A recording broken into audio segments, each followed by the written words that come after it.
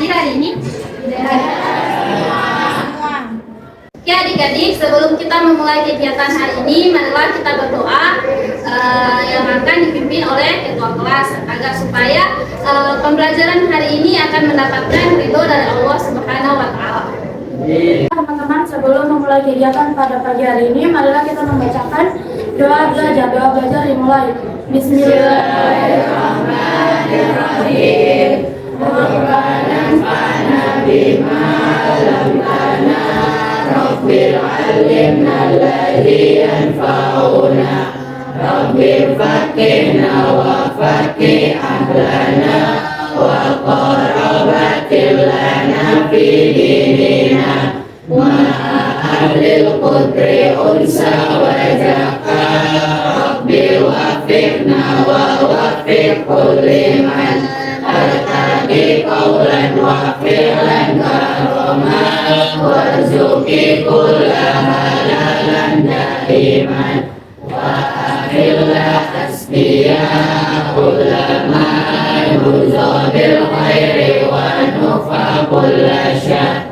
Rabbana aslih lana kulla syu'un wa akhirna biridha minkal uyun, wa bi anna Rabbana kulla tuyun qabla an tatiyana rasul malun. Saya absen dulu. Abdul Kifli Habibi. Hadir. Awaludin. Hendra. Hadir. Dimas. Hadir. Eka. Muhammad Aiman. Hadir. Muhammad Fadel. Muhammad Fadli.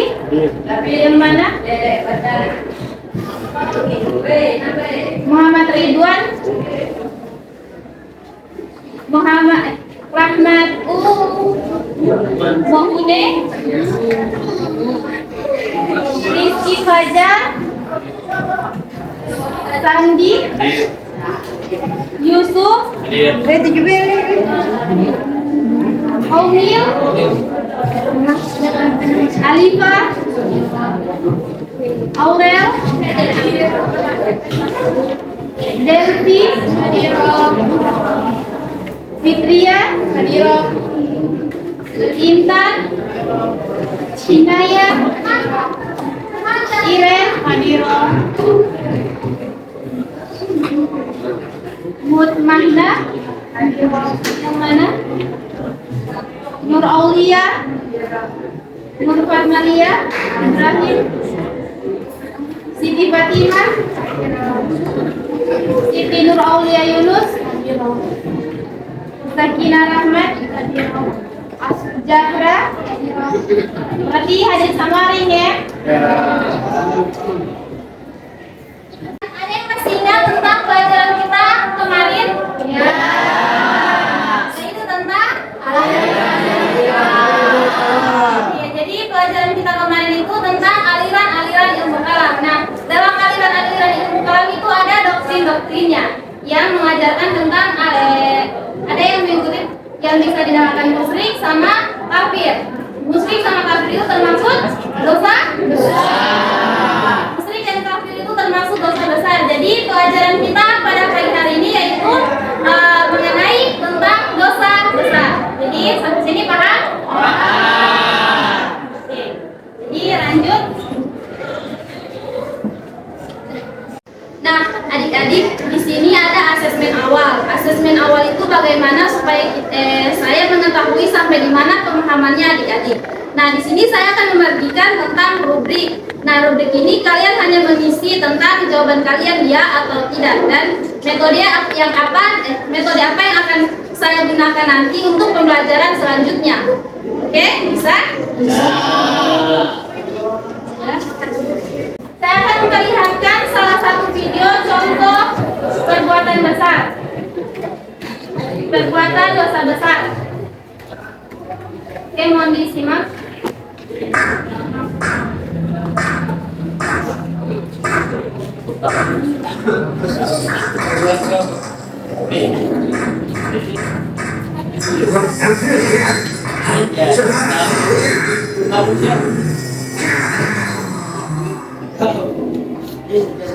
dua pemuda yang bertengkar waktu itu. Siap. Adalah dosa besar. Balasannya adalah neraka jahanam. Dan yang lebih parah lagi, Allah sangat murka dan menjauhkan rahmatnya untuk mereka.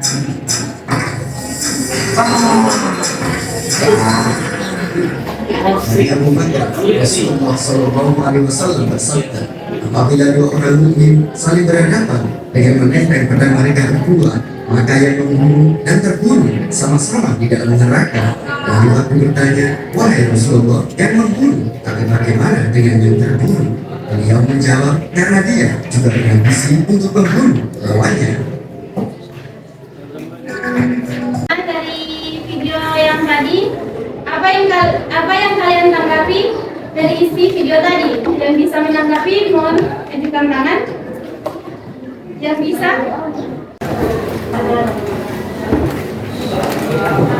Baik, kalau tadi saya mengamati video tadi adalah kita sebagai manusia harusnya bisa mengontrol emosi kita. Kita seharusnya tidak mementingkan emosi kita hanya untuk bertengkar dengan orang lain. Sebaliknya kita harus bersabar jika memang akan dihadapi dengan hal seperti itu daripada berkelahi. Jadi masalahnya diselesaikan dengan baik-baik sehingga tidak menyebabkan kematian. Ya, Assalamualaikum warahmatullahi wabarakatuh. Berikan aplaus kepada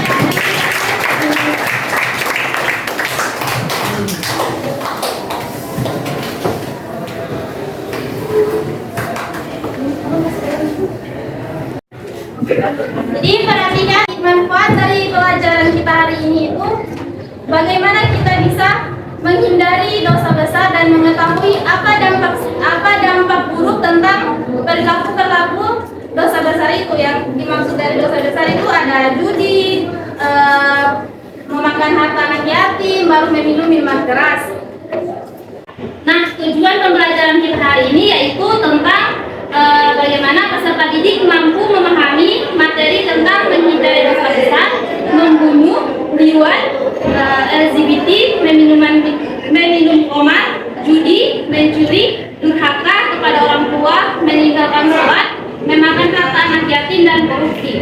Dan kedua, peserta didik mampu menyajikan hasil analisis tentang menghindari dosa besar. Di sini paham? Oke adik-adik, di sini siapa yang mengetahui tentang apa itu dosa besar? Yang bisa? Oke, silakan. Dosa besar adalah perbuatan yang melanggar hukum Tuhan atau agama yang berkaitan dengan perkara besar atau berat. Oke, berikan apa? Nah, adik-adik, mengapa kita harus menghindari dosa besar? Yang bisa? Oke. Karena jika kita menghindari dosa-dosa besar tersebut, maka niscaya Allah akan menghapus dosa-dosa kita dan memasukkan kita ke surga. Oke, kita berikan apa?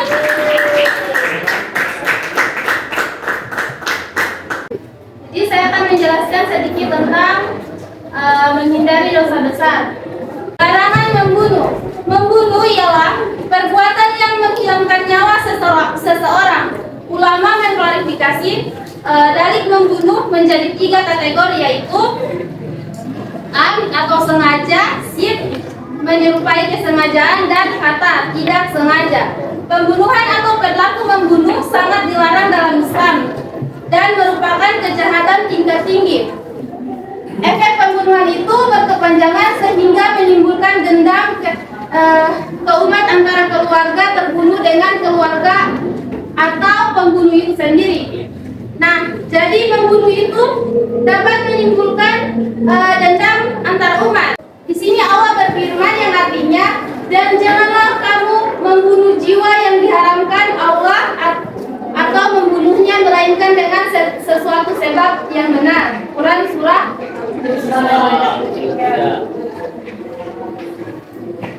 Nah, bahkan Islam mengajarkan melindungi setiap nyawa karena menghilangkan satu nyawa pada hakikatnya sama dengan membunuh seluruh umat manusia. Hal tersebut sesuai dengan firman Allah Subhanahu wa taala yang artinya, barang siapa yang membunuh seseorang manusia bukan karena itu atau membunuh orang lain atau bukan karena karena membuat kerusakan di muka bumi, maka seakan-akan dia telah membunuh manusia seluruhnya. Quran Surah Al-Maidah. Allah Subhanahu wa Ta'ala mengancam akan memasukkan ke neraka jahanam bagi pelaku pembunuhan. Jadi Allah berjanji akan memasukkan manusia yang melakukan pembunuhan dengan sengaja. Kemudian ada dampak negatif membunuh. Yang pertama itu bagi pelaku pembunuhan, setiap ketentuan agama yang dilanggar maka akan memunculkan konsekuensi.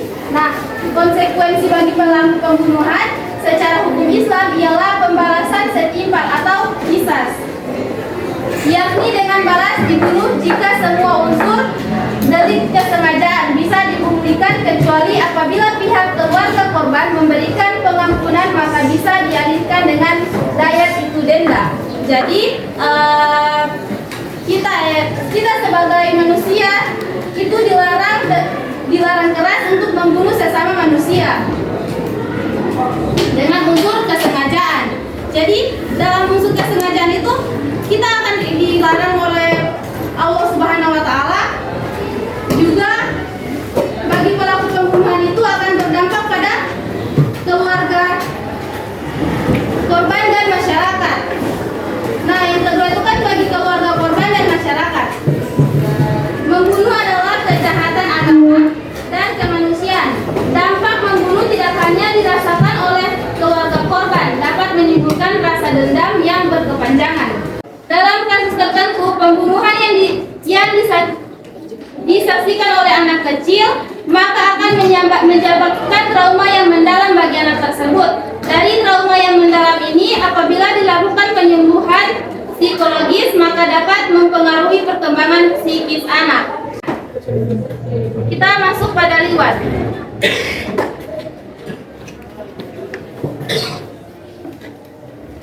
Nah, pengertian liwat. Kata liwat bukan kata asli bahasa Arab. Kata liwat berasal dari kata lut yang termaksud kata azam, asing atau non-Arab. Oleh karena itu, keliru jika kata liwat dicari pecahan kata istiqaq dari bahasa Arab yang asli dalam bahasa Indonesia. Liwat bisa diterjemahkan homoseksual. Tahu itu homoseksual? Apa itu homoseksual? Laki-laki menyukai laki-laki atau suka sesama jenis. Umat Nabi Lut mendiami kota yang bernama Sodom atau Sodom. Penduduk kota itu melakukan perbuatan keji, yaitu berhubungan sesama jenis laki-laki dengan laki-laki dan perempuan dengan perempuan, sehingga perilaku liwat juga disebut dengan Sodom. Nah, dasar keharaman liwat. Allah menyebut perilaku liwat sebagaimana dijelaskan dalam Quran surat Al-A'raf dengan sebutan fahisi atau keji atau jijik. Jadi liwat itu Allah menyebutnya itu keji atau jijik. Sebagaimana firman-Nya, jika liwat disebut dengan fasiha, sementara dalam ayat yang lain ditegaskan bahwa Allah mengharamkan fasiha, maka hal itu mengajukan dengan jelas tanpa keraguan bahwa liwat adalah perbuatan maksiat yang diharamkan Allah Subhanahu wa Ta'ala. Nah, salah satu perbuatan dosa besar yaitu liwat. Liwat itu adalah perbuatan maksiat yang diharamkan oleh Allah Subhanahu wa Ta'ala. Ini ada dampak negatif liwat. Dikategorikan sebagai orang yang melampaui batas atau musyrikun. Jadi liwat itu dikategorikan sebagai orang yang melampaui batas atau dinamakan musyrikun. Lalu dilaknat oleh Allah Subhanahu wa Ta'ala. Daya rusak liwat lebih keras daripada zina. Jadi daya rusak liwat itu lebih besar daripada zina. Tahu zina kan? Kemudian ada LGBT. LGBT itu apa? Lesbian, gay, biseksual, transgender. Dari LGBT itu ada yang kalian pahami? LGBT itu sama seperti tadi, yang suka sama laki-laki dengan laki-laki, yang perempuan dengan perempuan. LGBT merupakan istilah yang digunakan untuk melingkupi kelompok orientasi dan beragam identitas gender. LGBT artinya yang memiliki beragam identitas seksual seperti lesbian, gay, biseksual, dan transgender. Nah, lesbian itu apa? Perempuan dengan perempuan menyukai perempuan. Kalau gay dia laki-laki dengan laki-laki. Kalau biseksual apa? Kalau biseksual itu laki-laki dengan perempuan, yang laki-laki menyukai perempuan. Nah, kalau transgender mengubah jenis kelamin.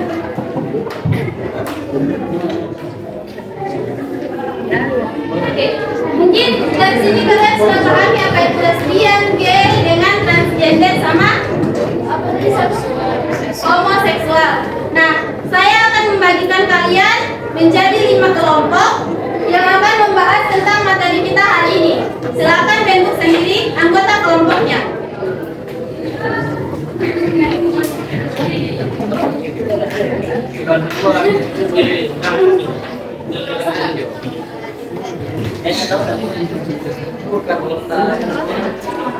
Oke, duduk di kelompok masing-masing. Oke, perhatian semua dibentuk kelompoknya. Nah, jadi tugas kalian itu di sini ada berupa LKPD. LKPD, lembar kerja peserta didik. Nah, di sini kalian akan mengamati gambar, juga mengisi rumusan masalah yang ada di LKPD tersebut. Nah, untuk kelompok 1, mana kelompok 1?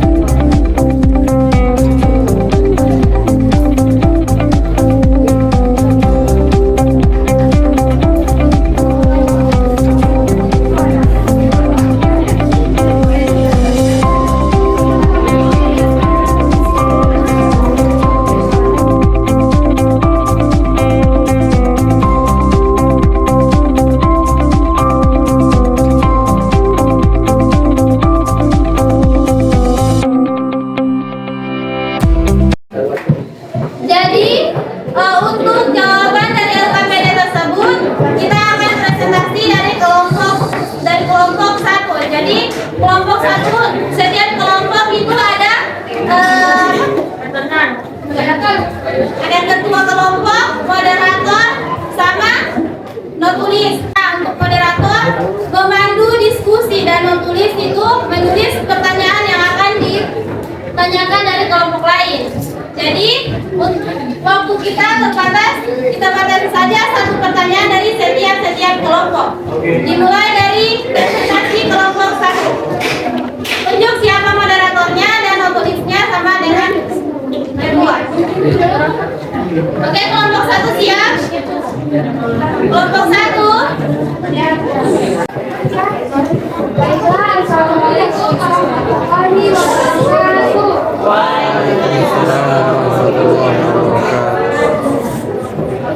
Kami dari kelompok 1 saya akan mempresentasikan tentang menghindari dosa besar seperti membunuh, liwat, demi Muhammad, mencuri, dan orang tua.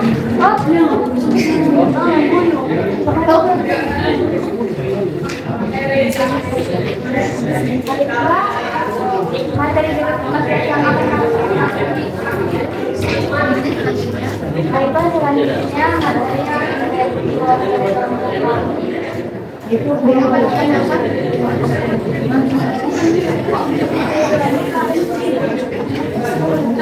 teman-teman lain agar supaya suaranya diperkecil, supaya suara kelompok satu terdengar. Oke, kelompok satu lanjutkan.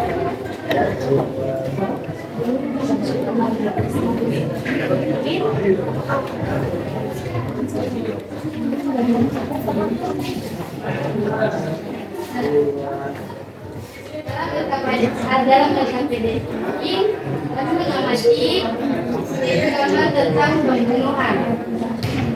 Adapun rumusan masalah, perhatikan yang pertama itu apakah menghilangkan nyawa orang lain karena alasan bela diri dapat dipidana?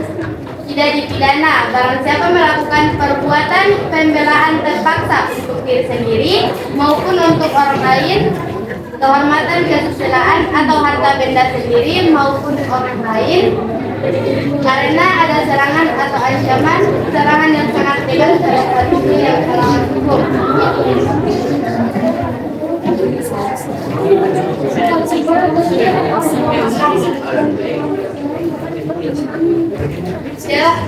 Yang kedua, dalam keadaan terancam nyawanya, bolehkah seseorang itu membela dirinya dengan tindakan yang bisa mengancam nyawa orang lain? Setiap orang yang karena keadaan terpaksa melakukan tindakan yang diperlukan untuk membela diri sendiri, orang lain atau harta bendanya daripada serangan yang mengancam nyawa, membahayakan diri sendiri, orang lain atau harta bendanya terhadap orang yang diancam itu tidak dapat dihukum. Jika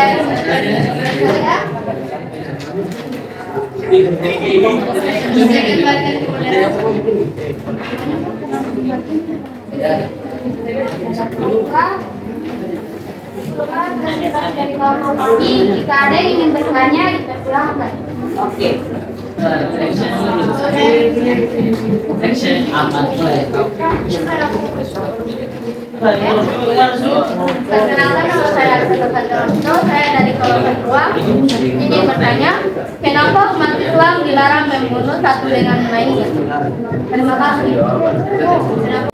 Baiklah, izin menjawab dari kelompok 2 yang akan dijawab oleh teman saya tentang kita. Sini saya akan menjawab pertanyaan dari kelompok 2. Kenapa umat Islam dilarang membunuh satu dengan lainnya? Dalam hukum Islam, tindak pembunuhan adalah satu di antara beberapa dosa besar yang konsekuensinya sangat berat di hadapan Allah Subhanahu wa taala. Salah satu alasan haram membunuh muslim karena akan melahirkan dendam dari pihak keluarga atau kelompoknya. Dalam Al-Quran telah ditegaskan bahwa menghilangkan satu nyawa pada hakikatnya sama dengan membunuh seluruh umat manusia. Allah Subhanahu wa taala berfirman yang artinya, oleh karena itu kami tetapkan suatu hukum bagi Bani Israel bahwa barang siapa membunuh seseorang bukan karena orang itu membunuh orang lain atau bukan karena perbuatan kerusakan di bumi, maka seakan-akan dia telah membunuh semua manusia. Barang siapa memelihara kehidupan seorang manusia, maka seakan-akan dia telah memelihara kehidupan semua manusia. Sesungguhnya Rasul kami telah datang kepada mereka dengan membawa keterangan-keterangan yang jelas.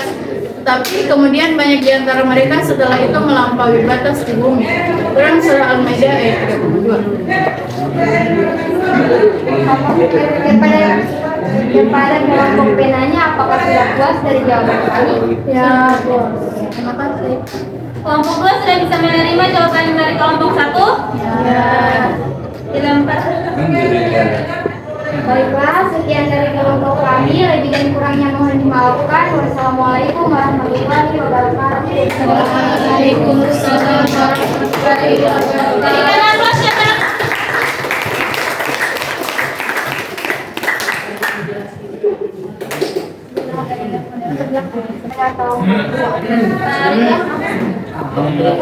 Oke, kelompok 2 yang mempresentasikan, silakan moderator buka. Baru yang presentasinya ketua kelompok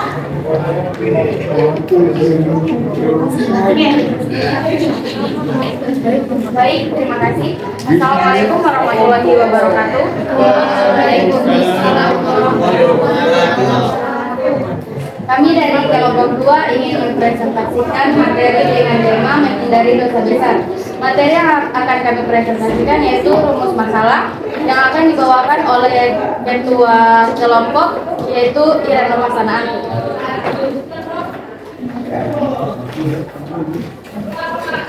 Apakah LGBT itu dilarang dalam Islam? Iya, karena menegaskan bahwa LGBT itu dilarang jelas dalam Islam. Karena termasuk dalam perbuatan dosa besar dan sanksi besar bagi pelaku semua pelanggar seksual tersebut adalah hukuman mati. Yang kedua, mengapa LGBT merupakan perilaku menyimpang? Menurut perspektif sosiologi, LGBT dikatakan menyimpang karena tidak sesuai dengan norma dan nilai yang berlaku di masyarakat. Penyimpangan LGBT seringkali berbenturan dengan standar nilai maupun norma yang terdapat dalam suatu kelompok masyarakat.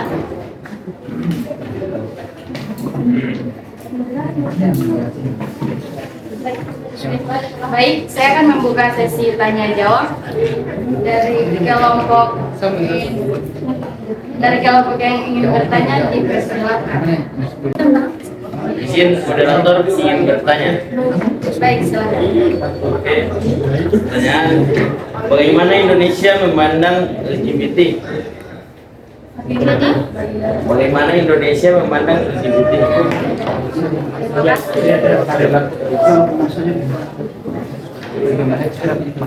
Jadi kelompok 1 pertanyaannya itu bagaimana Indonesia Memandang tentang perilaku LGBT. Bagaimana Indonesia memandang perilaku LGBT? Izin, baik, kami akan menjawab pertanyaan dari kelompok 4 yang akan dibawakan oleh teman saya, Siti Nur Aulia Yunus. Baik, saya akan menjawab pertanyaan dari kelompok 4. Bagaimana Indonesia memandang LGBT? LGBT di Indonesia masih merupakan hal yang tabu, khususnya bagi kelompok yang pemikirannya didasari pada agama.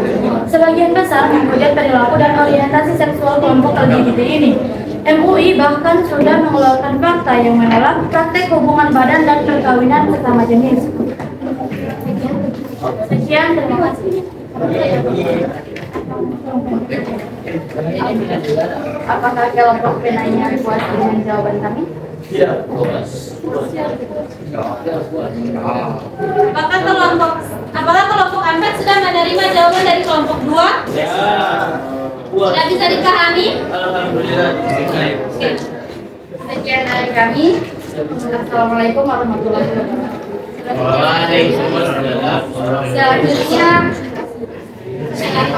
Selanjutnya saya serahkan kepada kelompok 3. Oke, kelompok 3, yang mana kelompok 3?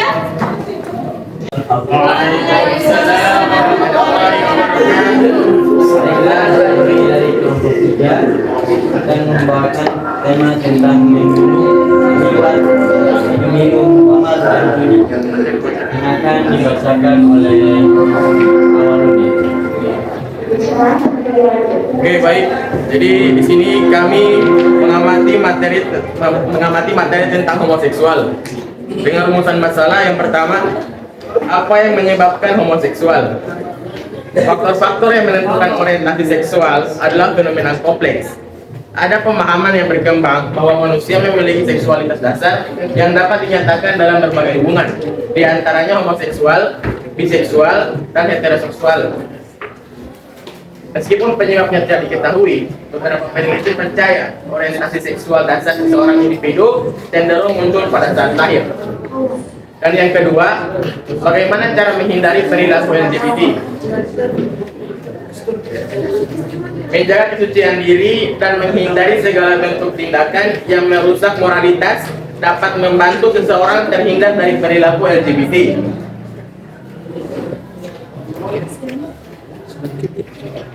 Oke, demikianlah presentasi dari kami. Selanjutnya saya serahkan kepada moderator. Baiklah, selanjutnya selanjutnya saya jawab kami silakan kepada kelompok yang ingin menanyakan. Baiklah, izin bertanya moderator. Kami dari kelompok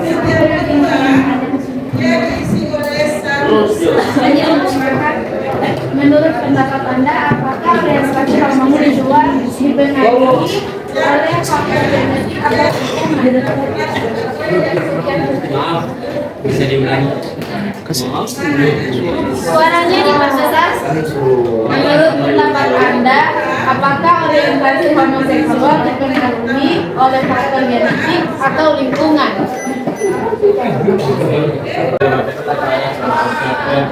Ya, selanjutnya mungkin kami menjawab pertanyaan dari Anda dengan akan dijawab oleh Sandi Mulya. Baik, terima kasih moderator telah mengizinkan saya untuk menjawab pertanyaan kelompok 1 dan pertanyaan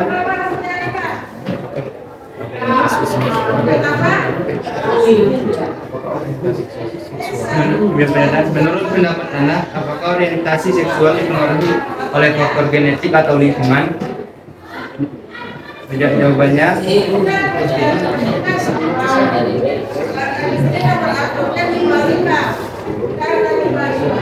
orientasi seksual bisa dipengaruhi oleh banyak gen, tapi tidak ditentukan oleh satu gen saja. Ketika beranda genetik seorang penulis studi di penelitian genetik Universitas North Queensland, ada faktor non genetik yang juga penting. Faktor non genetik yang dimaksud adalah faktor lingkungan.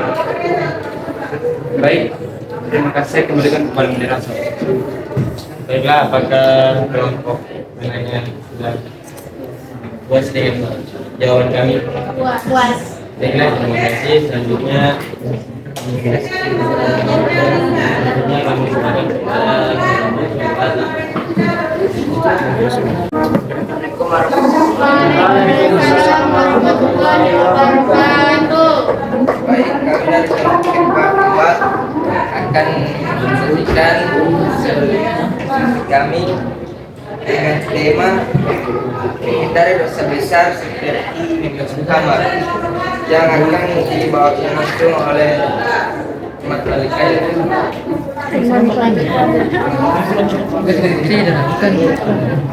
Yang ditimbulkan terhadap fisik orang yang gemar meminum minuman keras. Mengkonsumsi alkohol secara berlebihan mampu melemahkan otot-otot jantung. Akibatnya aliran darah ke seluruh tubuh menjadi terganggu. Kondisi ini ditandai dengan sejumlah gejala seperti sesak napas, detak jantung tidak teratur, atau aritmia, kelelahan, batuk berkepanjangan, bahkan hipertensi, stroke, dan serangan jantung. Nanti akan dilanjutkan kepada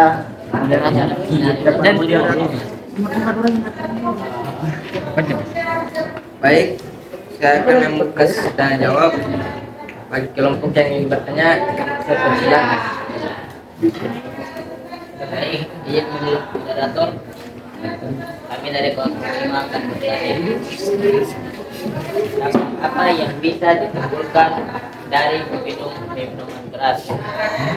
Volumenya diperbesar? Dampak apa yang bisa ditimbulkan dari meminum khamar?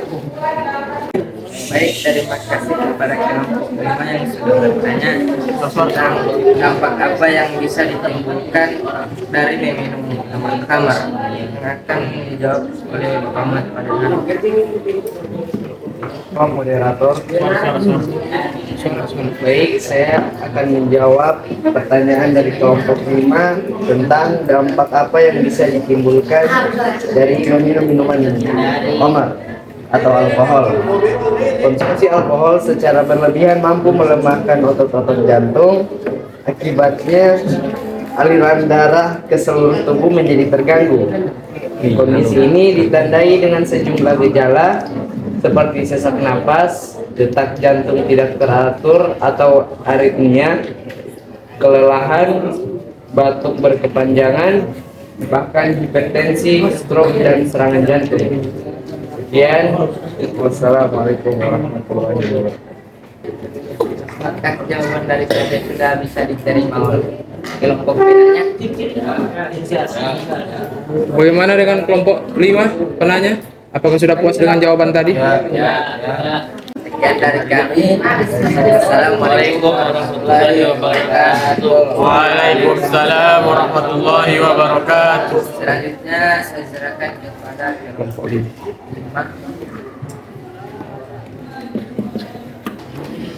Baik, terima kasih Pak. Kami dari kelompok 5 ingin mempresentasikan hasil dari pengamatan kami, yaitu mengenali ciri-ciri pecandu minuman keras yang akan dibacakan oleh Din.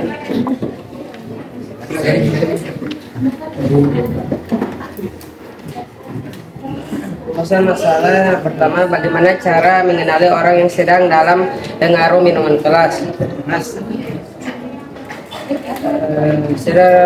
Yang pertama, tercium bau alkohol dan terlihat mabuk. 2, tampak mabuk bersamaan dengan terjadinya kecelakaan.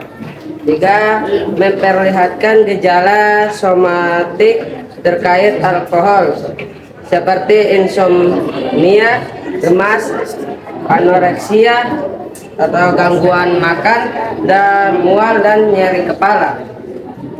4, sulit menyelesaikan pekerjaan sehari-hari. 2, mengapa minuman-minuman keras itu dinilai sebagai perbuatan dosa? Karena miras menyerang kesadaran peminumnya, sehingga dengan hilangnya kesadaran maka peminum miras dapat melakukan perbuatan yang lebih besar lagi, yaitu melakukan perzinahan, pembunuhan, bahkan bisa berbuat syirik. Yang ketiganya tergolong dalam dosa besar, yaitu perzinahan. Baik, terima kasih kepada penanya dari kelompok 3. Sekarang kami akan menjawab pertanyaan dari kelompok 3, yaitu bagaimana hukumnya minum khamar dalam keadaan darurat. Baik, akan dijawab oleh rekan saya, yaitu Baik, terima kasih kepada moderator telah memberikan kesempatan kepada saya untuk menjawab pertanyaan dari kelompok 3. Yang pertanyaannya adalah bagaimana hukum meminum minuman keras ketika sedang dalam keadaan darurat. Jawabannya adalah apabila orang tersebut tidak dalam keadaan darurat dan dapat menemukan air dalam waktu dekat, maka meminum khamar adalah haram. Tetapi apabila keadaan orang tersebut dalam keadaan darurat atau mengancam nyawa karena kehausan dan lainnya, maka orang tersebut boleh meminum khamar, akan tetapi tidak dengan secara berlebihan. Demikian yang bisa saya jawab. Saya kembalikan kepada moderator. Bagaimana? baik. Bagaimana dengan kelompok 3? Apakah sudah puas dengan jawaban kami? Oke, terima kasih sudah menjawab. Kami dari kelompok 3 sangat puas dengan jawaban Anda.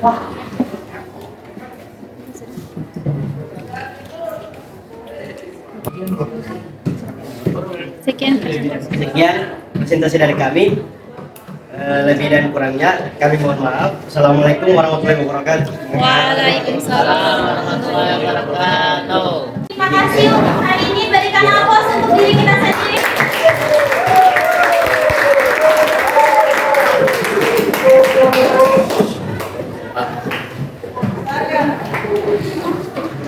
Yang dibagikan dikumpulkan sekarang di atas meja saya. Dari jawaban gasnya kumpul.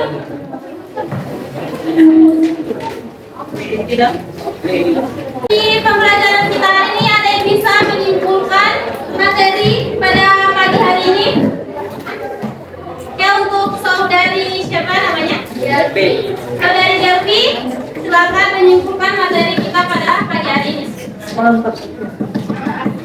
Assalamualaikum warahmatullahi wabarakatuh. Waalaikumsalam warahmatullahi wabarakatuh. Baiklah, saya akan menyimpulkan materi kita hari ini.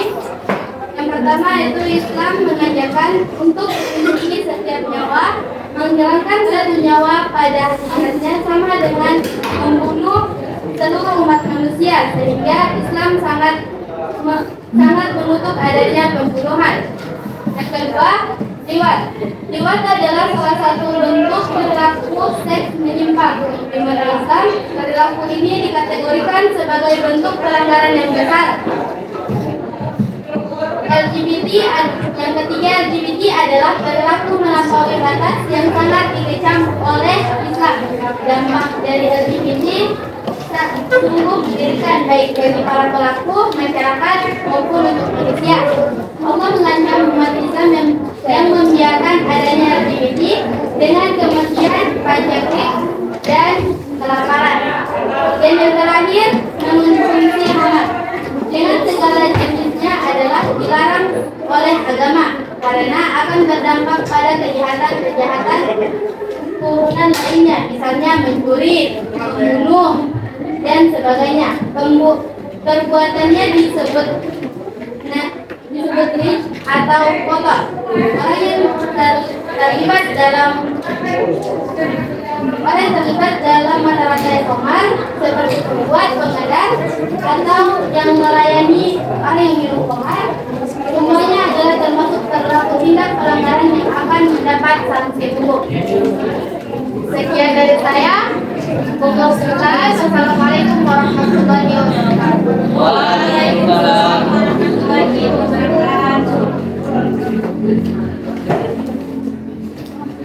Oke, terima kasih adik-adik. Pembelajaran kita hari ini yang sangat luar biasa, bikin amat sekali.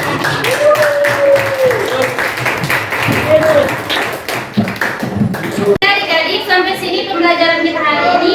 Nah, pembelajaran kita yang akan kita pelajari minggu depan yaitu masih tentang dosa besar, tapi tentang judi, mencuri, durhaka kepada orang tua. Jadi adik-adik diharapkan untuk mempelajari materi selanjutnya. Oke? Oke, dengan mengucapkan hamdalah.